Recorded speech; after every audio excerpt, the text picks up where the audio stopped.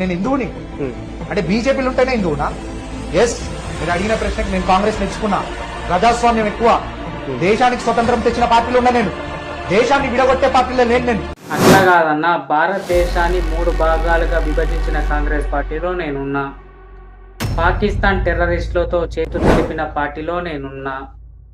మన భారతదేశాన్ని ముస్లింలు మొత్తం దోచుకోవడానికి వక్ఫ్ తెచ్చిన కాంగ్రెస్ పార్టీలో నేనున్నా. అలాగే స్వాతంత్ర పోరాటంలో బ్రిటిష్ సైన్యాన్ని గడగడలాడించిన సుభాష్ చంద్రబోస్ గారిని అగౌరవపరిచిన కాంగ్రెస్ పార్టీలో నేనున్నా.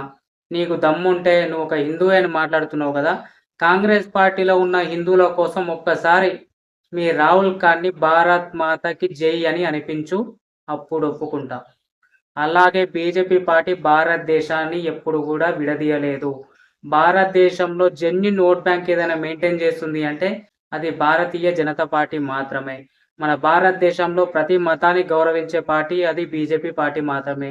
మీలాగా ఓన్లీ ముస్లిం లీగ్ మాత్రమే కంప్లీట్లీ సెక్యులర్గా ఉంది అని మాట్లాడే మీ రాహుల్ ఖాన్ గారికి చెప్పు, మీకు దమ్ముంటే వాని హిందువుల కోసం ఒక్కసారి భారత్ మాతకి జై అని అనిపించు, నువ్వు మొగోడివని ఒప్పుకుంటా. నువ్వు నిజంగా ప్రజాస్వామ్యం కోసం నువ్వు నిలబడుతున్నావని నేను ఒప్పుకుంటా. Let's challenge.